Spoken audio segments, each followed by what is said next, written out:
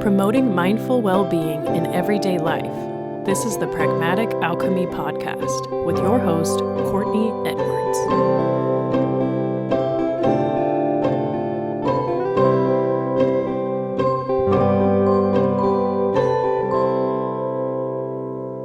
Hello, everybody, and welcome back to Pragmatic Alchemy Podcast. My name is Courtney Edwards, and I'm your host. Today, we're inviting Maria Blon to the show. Maria is an intuitive author and mentor who helps writers and creatives feel safe and confident in sharing their gifts. She's also a former math teacher at the college level and teaches yoga. She is very community-oriented as well, leading writing circles in her hometown and being instrumentally involved in recovery efforts and support initiatives in Haiti, a project that she first initiated with her family after the earthquake in 2010. Maria and I are going to talk about creating a life you love, and so much of our conversation is going to focus on themes around creativity, playfulness, silliness, intuition, trusting our bodies and following our own path, whatever path that may be for you, for me, for others, but just really letting our fullest expression of ourselves emerge and be the guide that we follow.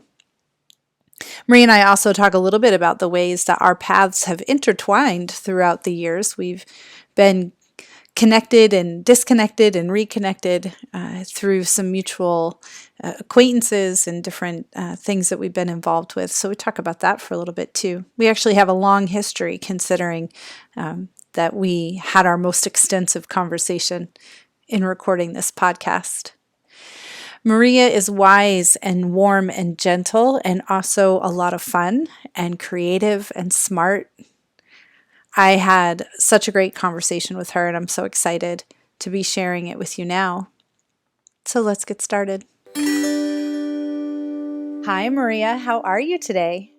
I'm doing great. It's wonderful to be with you, Courtney. I'm so excited that you're here, and I'm so excited to have this conversation. I feel like there's the potential to go in so many different directions that I'm actually just really delighted to see what path we end up on, because there's so much about your work that we could talk about and discover and explore. So I'm intrigued to start this conversation with you. But why don't we begin by you telling listeners a little bit about yourself and the work that you do? All right. So it's great to be here with you and your audience. And I began my journey, my career as a math teacher.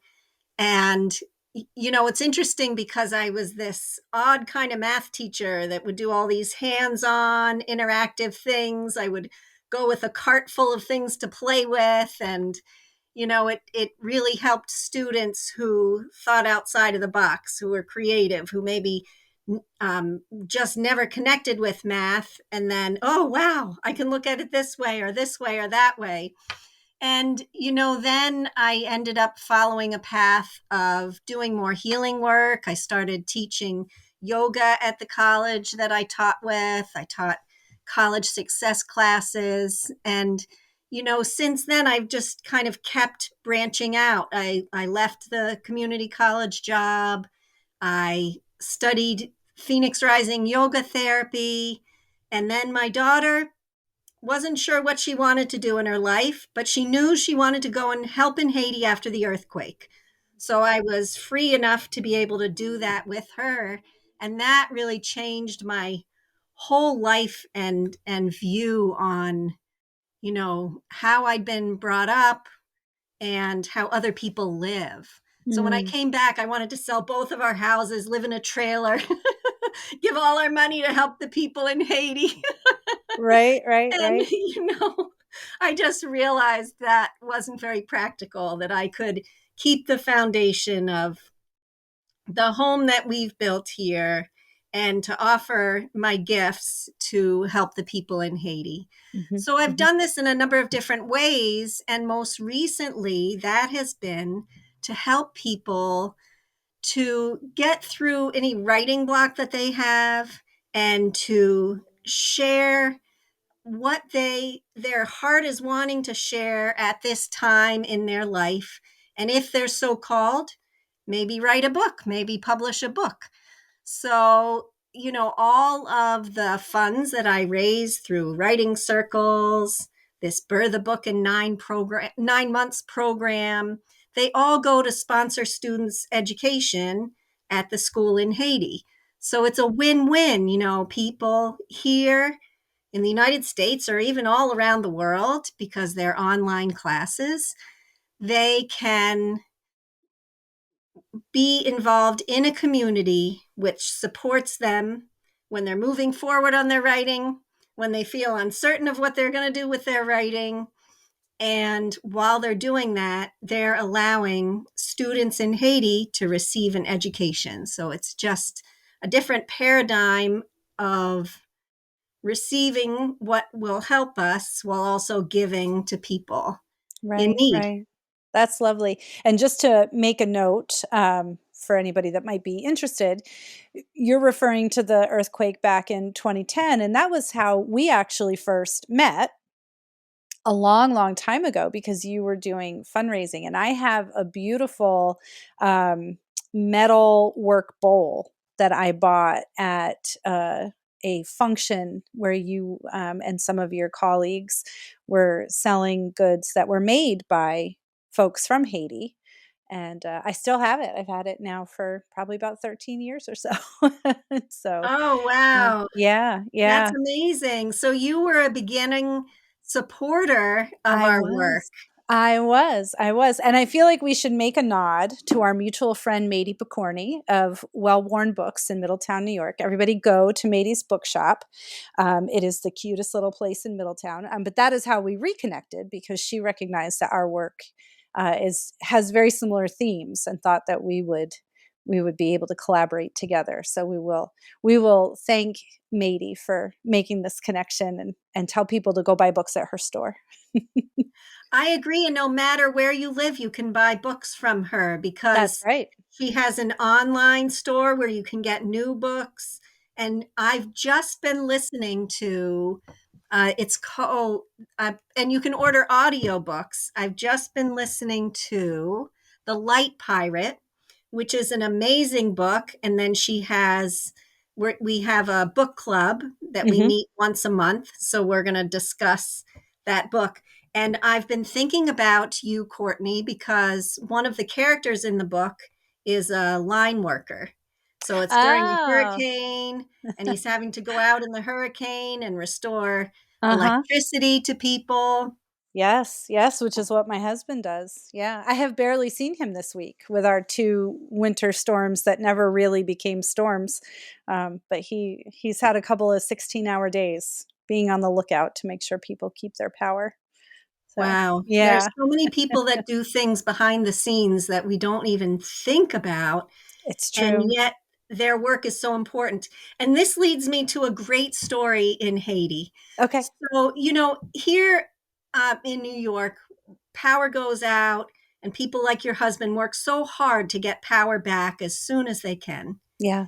In Haiti, the power is off half of the time, it's on half of the time. Mm. Yet, every time the power goes on, there is a celebration and everyone's woohoo, they're clapping, they're celebrating. And when I came back from Haiti, I thought every time I turn on the lights and they work, I should clap and celebrate. Every time my computer works, I could do that as well. And I did for a little bit, but then, I get spoiled in the things that we have all the time. We But it's do. always good to be reminded that not everybody has these luxuries that I agree. we I do. agree. I just read something, I think it might have been on Instagram. I don't remember. But it says that the person writing said that they like to just spend their day, like if they're out in their community, in their town or wherever, walking through their town as if they were an alien that got dropped onto planet Earth. And they said the point of it being that it helps them to stay curious and to experience awe and to not get into that mindlessly sleepwalking, taking everything for granted, which I do think links up well with your work because you talk so much about curiosity and play and really just having this vision towards possibility and not kind of getting stuck in these rote roles where we just sort of, the lights come on. Of course they do. Yes, exactly. What a neat way to look at life is to imagine that you're an alien that's been plopped down. Yeah. And, how do we see this world? Right. Right. Yeah, that's Yeah. beautiful. And Yeah. using creativity can help us to do that. So, a lot of times, even I have to say today, I was caught in a tangle of these circling thoughts and they weren't helping me. I was stewing over a problem. It's going over and over in my head. And I tried different strategies. Okay, I'm going to direct my attention to this instead. And they're circling around. And then I sat down, you know what? I'm going to address these thoughts right now. Mm-hmm. So I took out a little piece of paper and I wrote with my left hand and I Oh. drew a picture of these circling thoughts because when we write with our opposite hand, it brings us back to beginner stage Mm-hmm. and it's not as easy and it has us feel more like an alien, right? Like a Mm-hmm. kindergartner who can't really quite write well. So I did that scriggling. And then I imagined that there was, how you can vacuum pack food? Mm-hmm. So I imagined a clear bag going around, and then all the space around those squiggly lines being vacuumed, and it turned into the size of a pea. And Oh, then wow. I just composted that pea in the ground. And then somehow, and then I wrote a poem about it, Mm-hmm. what I did, so I'd remember that process. And then somehow, like my head was clearer and Mm. I was able to focus and be right in this moment instead of stewing over something in the past and worrying about something in the future. And a lot of times, we can talk things through with people, but what's bothering us is not always tangible. Mm-hmm. So if we can make it into something tangible, and draw a picture, scrunch it up, rip it up, put it in in the recycling, that paper, imagine it composting in the earth, then it doesn't make a lot of sense, but a lot of times those swirlings are from something in our subconscious, Mm-hmm. and it's creativity is a great way to process. Yeah, I agree. You mentioned the swirling. I have an image that I'll often use when I'm journaling or writing, particularly if I am swirling, if my thoughts are ruminating on the negative.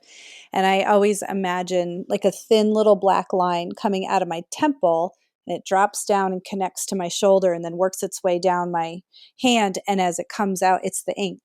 And so it's this Mm. visualization of I'm leaving, black ink on the paper and it's pulling this thin thread out of my brain to unravel that knotted up mess of ruminating thoughts and spiraling thoughts and all those challenges that we get stuck in our head. And I find that to be a really helpful way to just kind of reinforce just the act of journaling as a way to express what you're struggling with.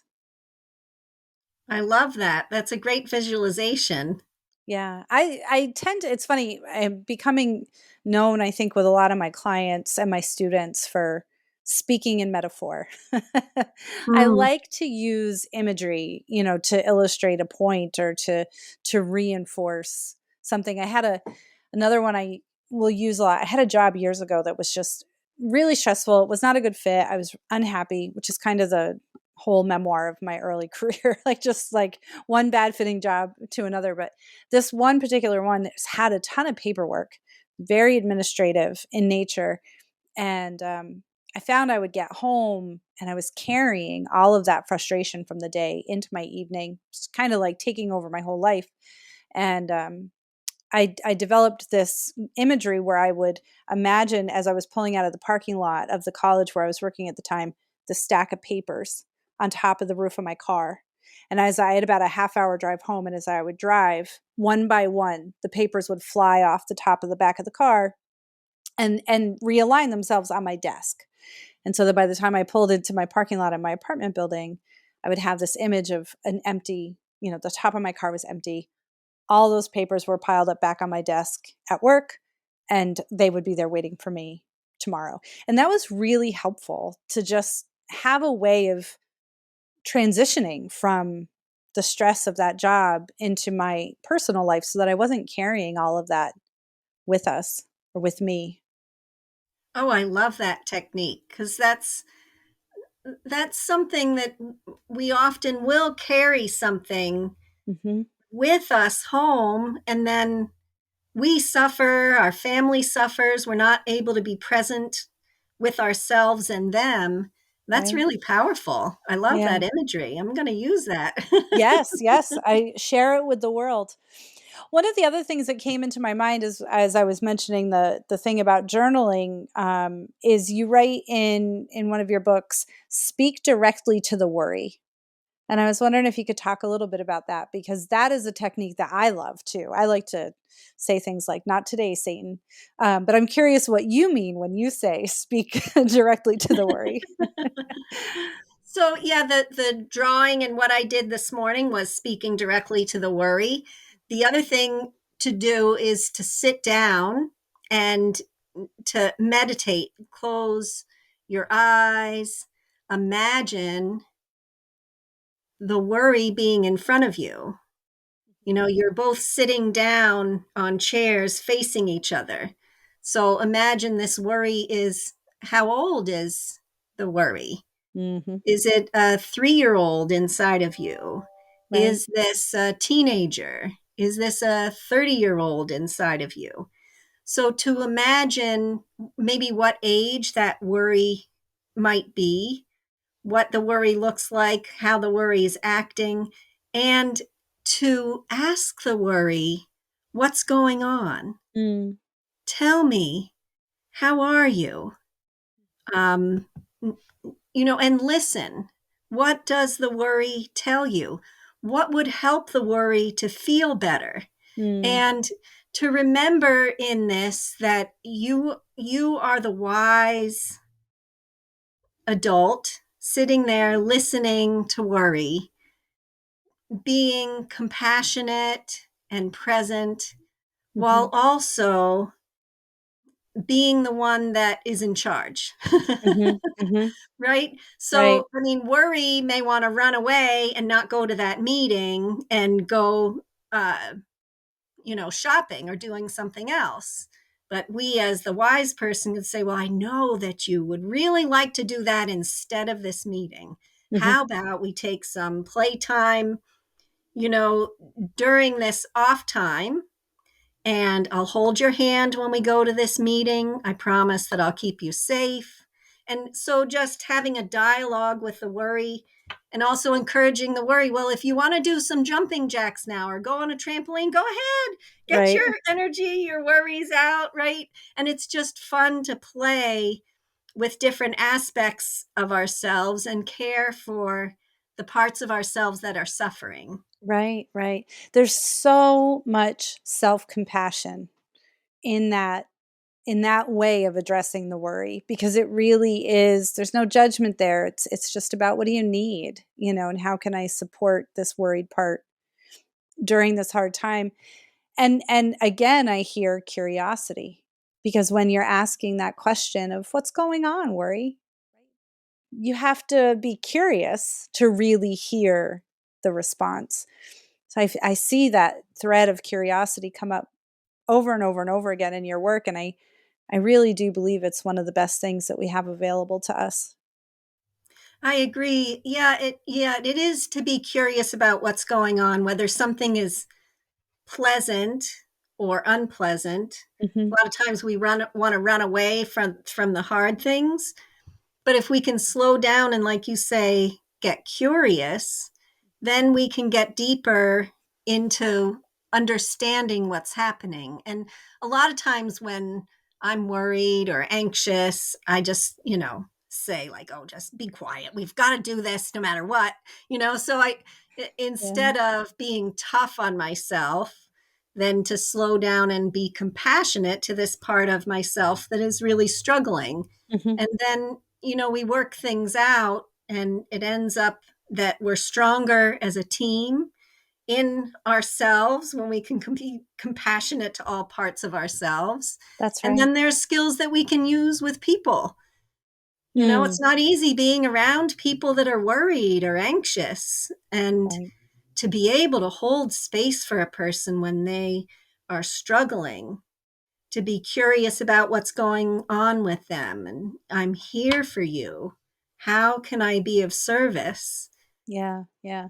Whenever one of the things I talk to my kids a lot about is if you see somebody who seems like they're acting out a bit and your brain wants to say, what is wrong with that person? To maybe just try to rephrase that to what is happening? What has happened to that person or what might they be struggling with? Because I think so often what we label as bad behavior, is just really somebody having a hard time.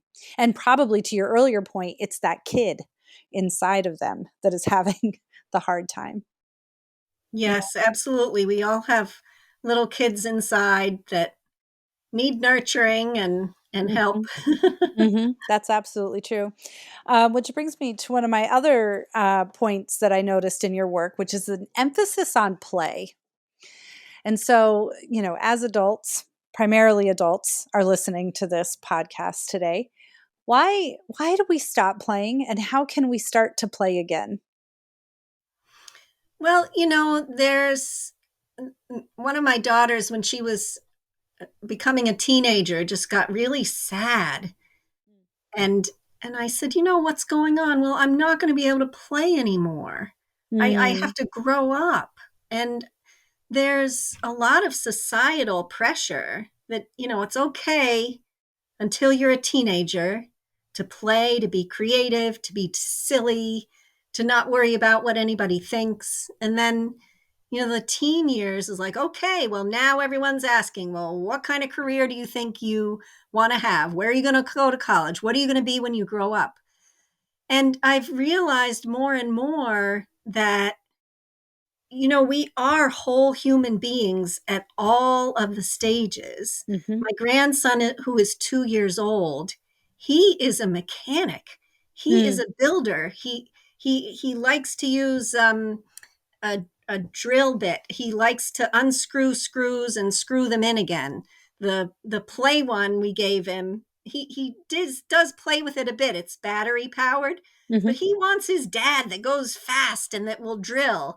And he's an engineer right now, and he is a construction guy. mhm. He takes things apart, he puts them together. And that's all valid. I don't need to ask him whether this is something he's going to be when he's 13, 14, Mm. 20, 30, That's 60. so It doesn't true. matter. This Mhm. is what he's interested in now. Right, right. And and so it's this expectation that we as adults are going to get somewhere and that everything's going to be okay. We've reached our mountain. And then we can relax. And yet that's not true. There's a Haitian saying, there's always mountains beyond mountains, Mhm. because there's always something new to learn. And so if there's no hammock at the top of the mountain for us to eternally rest in, then we've got to save our energy and have fun on the journey. So, Right, right, right. you Well, know, playing playing is so important. I still love jumping in puddles, even if I don't have kids to jump puddle in puddles with me. But we yes. just have to allow ourselves to be free. And because that's where the inspiration comes from. We feel alive when we play and are creative, because new ideas come in.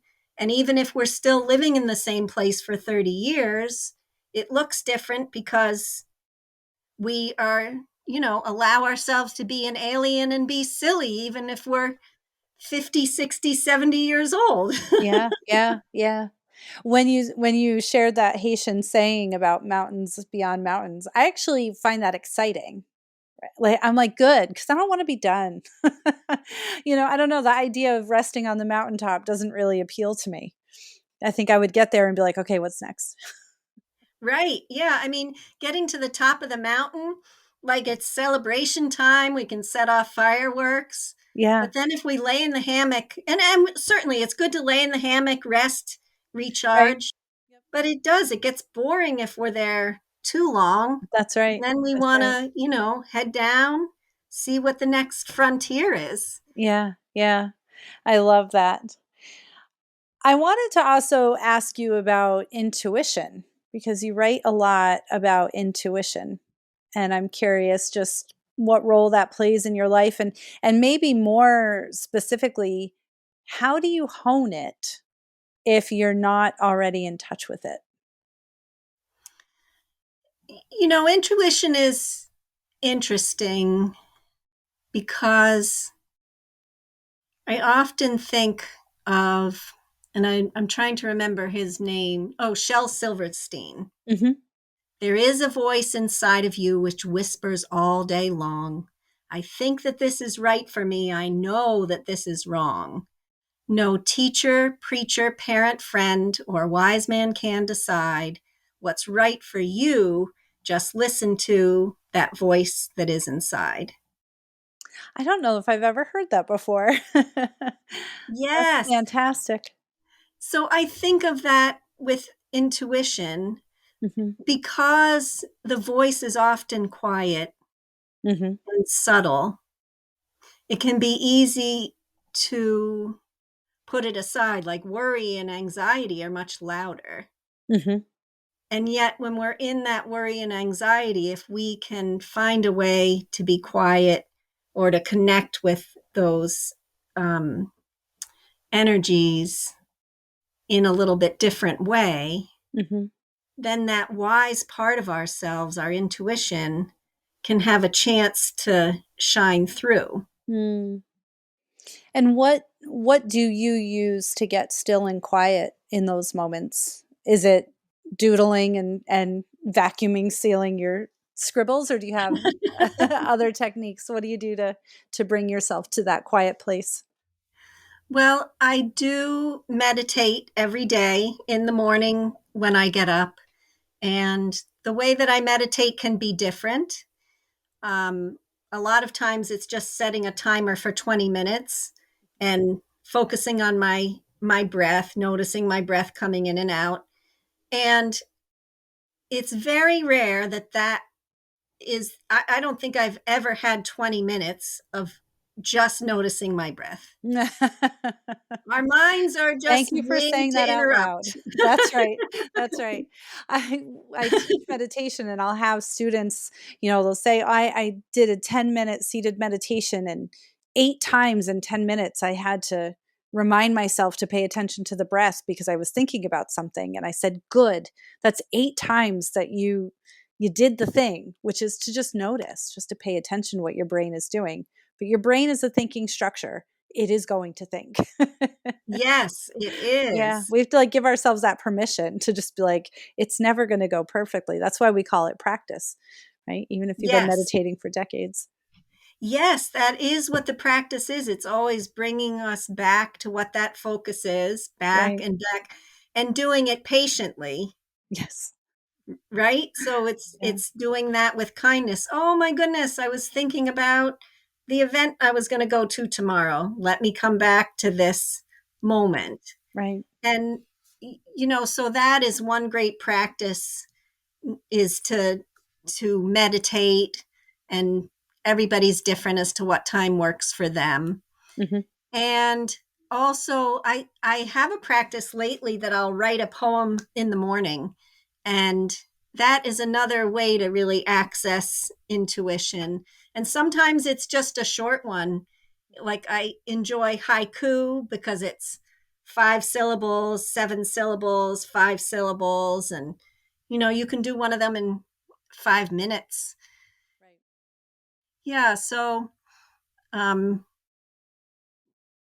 those are important, but also play, creativity, just changing up the ways that we connect with ourselves and others. One really cool way to connect with intuition with another person is with metta. So this is something. Yes, this is written on my list. It says meta, right? That's the first bullet point. Thank you. Okay, wonderful. Let's talk about Ooh, meta. This very is good. my favorite thing in the whole wide world. Yes. So in our writing circles at the end, we pair off, and one person's the receiver, one person is the giver. Mhm. The person receiving says what they would like to receive. Okay. And so yesterday in our writing circle, I said I wanted to receive celebration. And we set the timer for 2 minutes, and both of us close our eyes and imagine celebration being sent to me. Mm. And, depending on the person, there's one person in our group, Sarah Gita Flores, who is the person who started the writing circles in the beginning. She is an amazing singer, and sometimes she'll sing metta to us, Oh, which is wow. really amazing. And other times images will come up. They might feel sensations in their body. But, then we share what it was like giving the person that celebration. And I would share what it was like for me if anything came up. And it's just so nourishing Yeah. because we get to ask for what we want to receive. And like you were saying, that we sometimes speaking in metaphors makes more sense. Mhm. So if somebody's asking for courage and we see them on the top of a mountain doing a warrior pose, and then, they can practice that and feel it in their body. Right, right. It's interesting that you use that analogy because when we were talking about intuition, one of the things that I've struggled with my whole life, probably, but definitely in a way I've been paying attention to in the last several years, is as an anxious person trying to discern the difference between anxiety and intuition, right? Because they're both voices saying, do this, don't do that, do this, don't do that.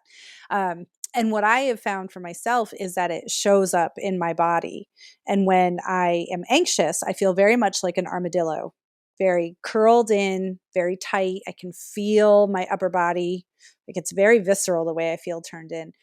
When it's intuition and I'm listening to it, it feels very much like mountain pose.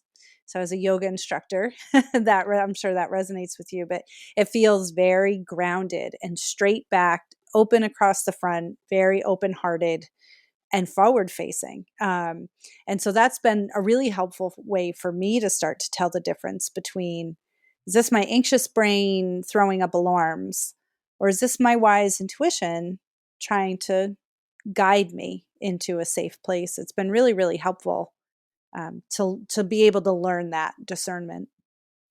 I love that embodied feeling Mm-hmm. of what it's like, the anxiety, what it feels like in your body, the one closed and the one open.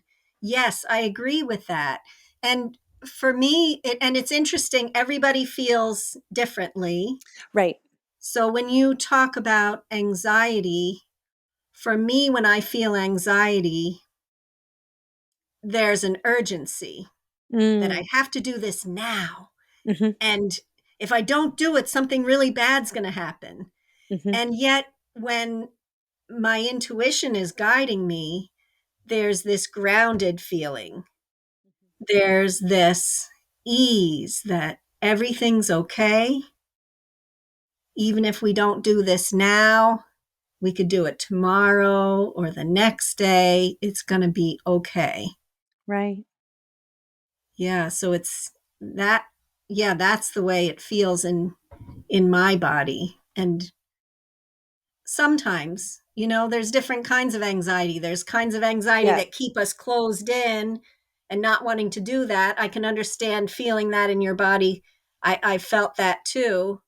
And then there's times when the anxiety is trying to get us to act more quickly than would be wise. Right, right. Yeah. An impulsive kind of anxiety.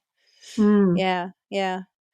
Coming back to creativity, one of the things that I hear a lot from folks that I work with is that they would love to engage in creative endeavors and they just don't have time. When you're Yeah. working with somebody who's telling you, I just don't have time, I don't have time to write, I don't have time to make art, I don't have time to do whatever my creative endeavor it is, what is your response?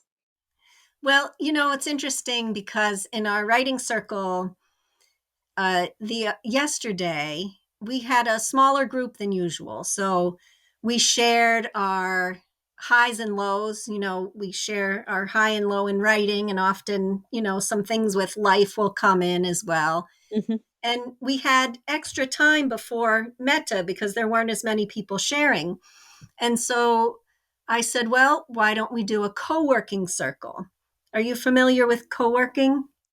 I am familiar, yeah, with yes. There are co-working spaces I have been a part of, where sometimes it's directed and structured, and sometimes it's just a bunch of people sitting in a room together saying, "This is what I'm going to work on today. What are you working on today?" And then everybody just works on their stuff quietly in the same shared space.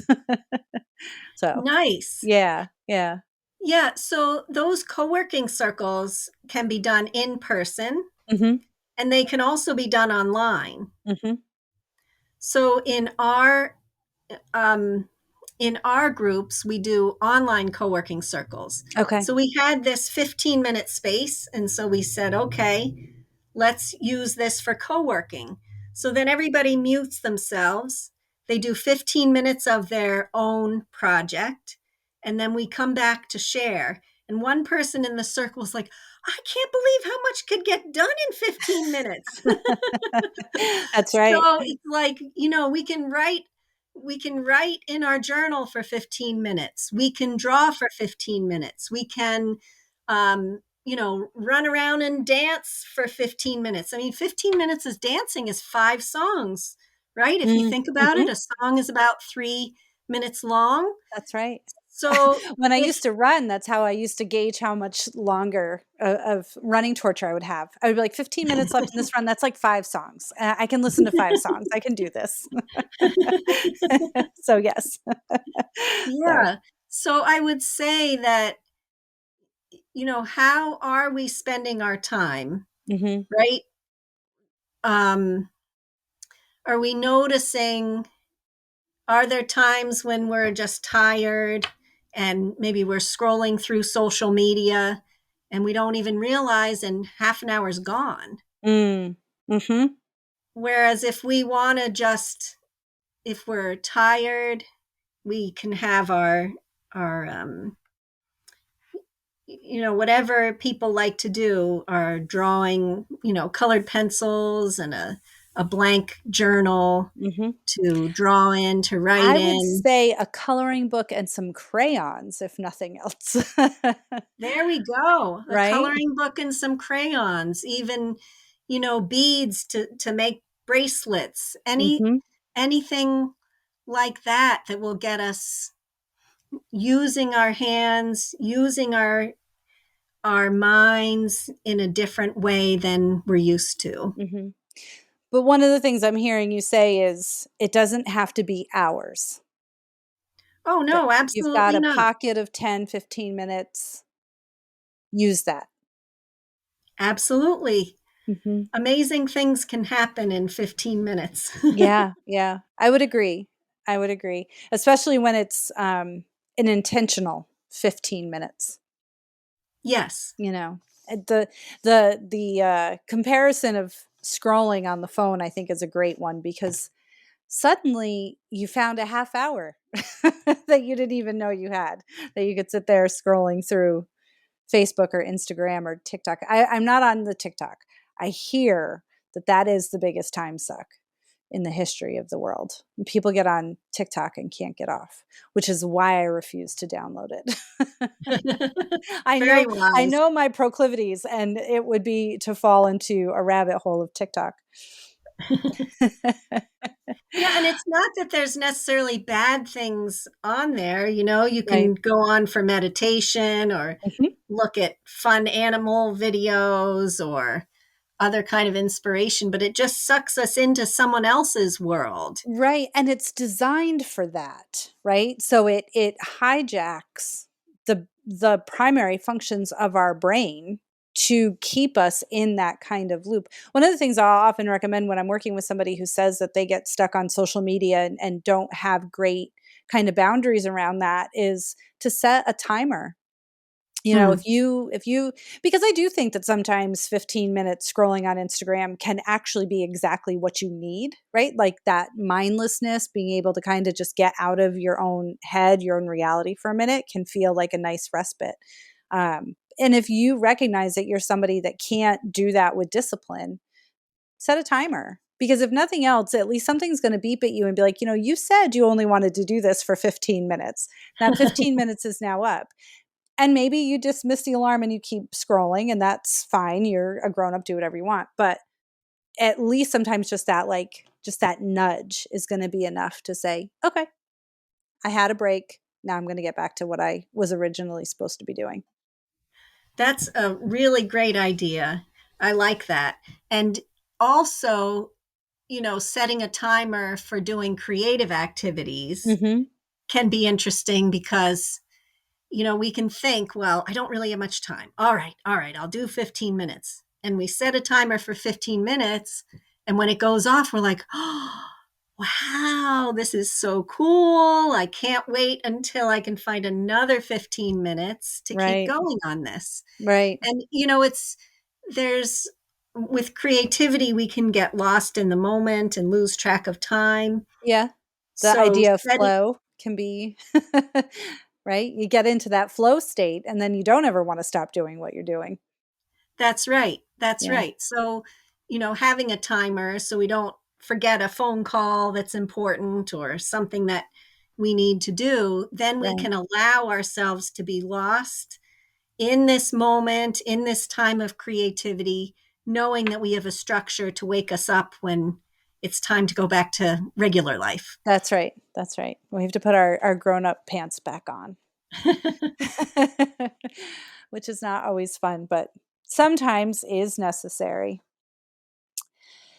The last thing I wanted to mention that I work with people that struggle with so much, but that you also mention in the book is setting boundaries and how challenging that is for so many. Well, let me modify that statement. I don't think it's hard to set a boundary. I think it's really hard to maintain a boundary because it's in the maintaining that we have to deal with other people's reactions to the boundaries that we've set. And this idea, I think of setting timers and using some of that kind of intentional self discipline in our endeavors as a type of boundary. But tell us a little bit more about your perspective on boundaries, maybe how to set them, how to keep them, those things.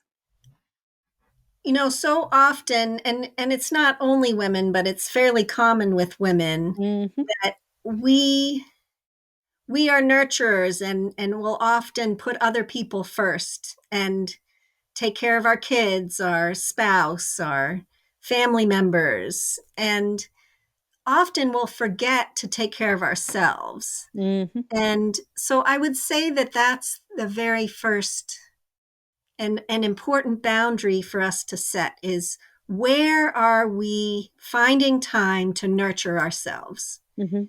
And I'll use an example, when my kids were young and, I needed to help them get breakfast, get dressed, get their things in order to go off to school.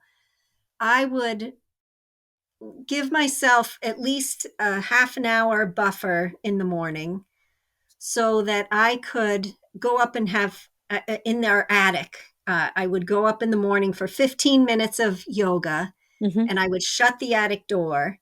And in the beginning, the girls would want to come up with me. And, my husband was very good at helping me to keep those boundaries. No, your mom needs 15 minutes to do her Yeah. yoga. She'll be down.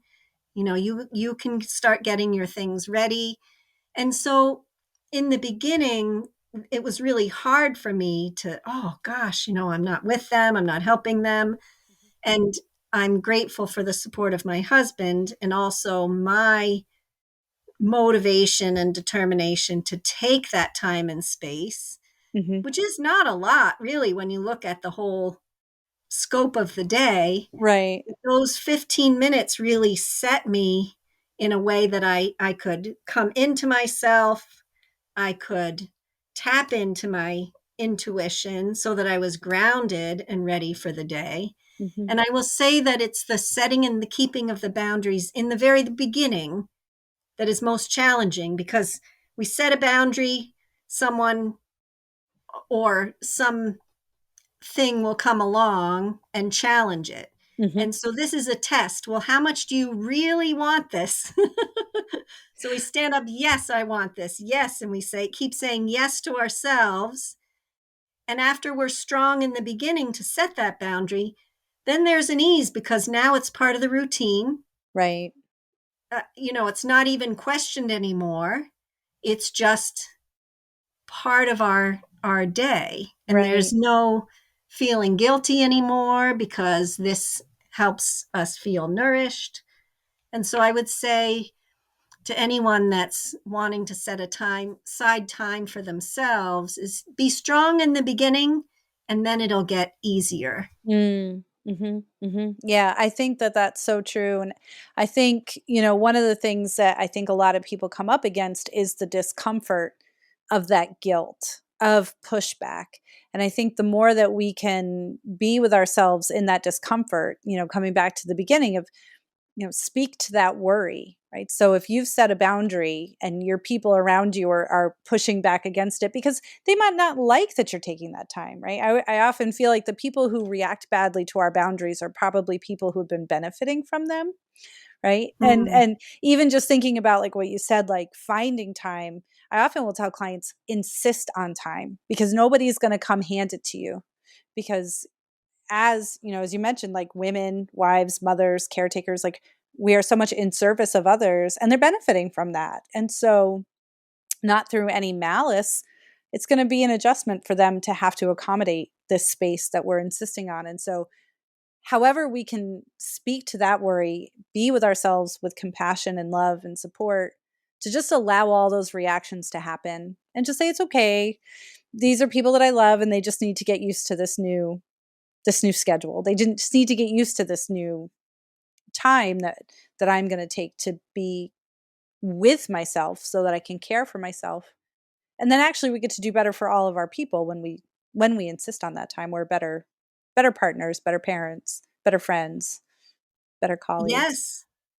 Yes, we absolutely are. And we're creating a model so that when our children do grow up and they have kids, Hmm. oh, my mom, she used to make time for herself, and then they'll do that. Right. And that's healthy for them. That's right. That's right. Or you're raising somebody who could be a partner, like you were just referencing your husband, as I'm going to support my partner in their boundary, in their self-care, in their time to fill their own cup. Right? So you're modeling Yes, that both on both sides, like that they know that they can do it for themselves and they can be a support to their partner as their partner does it for themselves. yes, absolutely. That's so true. Mm, yeah. Maria, did we miss anything? Was there anything else you wanted to tell us or anything you wished I had asked you? Well, I just wanted to tell you and your audience that I would love to have you to get to know you. So I have a special link. It's heartsblooming.org/gift. And you can schedule a 15-minute chat with me. And, if you're interested in writing, you might want to talk about that and, any struggles that you've had. And maybe there's a place that we could help you with that. We've got in February, my gift to everybody, a little bit of writing love, is a free writing circle. Mhm. And that's the first Thursday in February, and then a free co-working circle on the third Thursday in February. Okay. So those are all gifts for you. I'd love to chat with you. I'd like to have you join us in our writing circles. And who knows what might happen That's right. when, when a lot of us have dreams of journaling, of writing something. Mm-hmm. And with support from people, it's amazing what can happen. I agree with that so much. From the shared, brainstorming to accountability to just feeling seen and supported. I think all of that is fertilizer for our creativity. And so, listeners, you'll be able to find that link in the show notes, along with all of Maria's other contact information. So anybody that is interested in uncovering their secret creativity, they'll be able to take advantage of her generosity. So we'll be able to find all that in the show notes. That's lovely. Wonderful. That's lovely. Was there anything else, or do you think we covered it for today?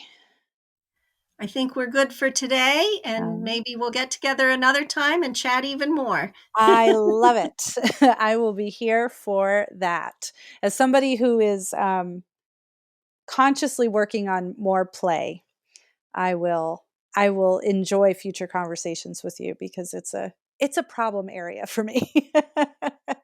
I'm working on getting back in touch with my own playful side. So having conversations like this are so beneficial just to me personally, because it reminds me of how important that all is. Nice. Well, I'd love to hear the next time you do some play. Send me an email. I'd love to be with you there in my mind, playing with you. That's right. That's right. I will tell you, I've recently started, and I've talked about this on the show before, but I've recently started putting music on when I cook, when I make dinner at night. And what a game changer that is, to just kind of dance around my kitchen a little bit while I'm doing this task that I would be doing most nights anyway. But it's just such a great little addition. I have a little Bluetooth speaker on my kitchen counter, and I just sing and dance and listen to some favorite music while I'm cooking. And it really has just made that whole experience so much better. It's such a simple thing, but it's just shifted it so much in the way that I enter into what used to feel like a chore. Oh, wow. I love that. And you're just elevating the experience, and it doesn't take any more time in your day. Zero more time. Nope. Like the only Cool. thing it cost me was the speaker, right? And that was it. It's connected to my iTunes. I've, put on some good stuff, and it's been so great, and just such a little simple thing, but it feels like a moment for me in that moment every day. So we'll leave listeners with that. Thank you, Maria, for coming on, for sharing all of your insights and your wisdom, and for all of the work that you're putting out into the world, both creativity wise and artistically, but also the work that you're doing in Haiti to continue to support folks there. Oh, my pleasure, Courtney. Yeah. And I will think about you tonight. I When will enjoy actually my that. husband is making dinner, maybe he'll put music on. Maybe you can dance together in the kitchen while you're cooking. That would be very True. nice. That would be very nice. Self-care, romance, all of it. It's good. It's good. Woohoo! Yeah. Yes. Thank you so much, Maria. We'll be right back after a short break. Thank you again to Maria for being with us today and sharing all of her beautiful wisdom and her thoughts on how we can move through this world in our own creativity, in the truth of that, and the way that that can help us promote mindful well-being in our everyday life. Check out the show notes. You can learn more about working with Maria. This might be particularly attractive to folks who, like myself, are sitting on an unwritten book that just continues to float around in the back of their head for decades. If you have questions, topic ideas, or suggestions for future guests, please email me at Courtney@shineandsoar.com or fill out the contact form on shineandsoar.com/podcast. If you're loving this content, please share it with a friend because they might love it too. And don't forget to rate, review, and subscribe wherever you're listening. We're also nominated for Best Regional Podcast in the Chronogrammys for 2023. And starting on April 1st, you'll be able to vote for us every day through the middle of May if you so choose. But we would love it if at least once or, I don't know, maybe twice or a dozen times you could pop in there and cast your vote for us. Thanks so much. We'll see you again real soon with a new episode. In the meantime, take care of yourselves and each other.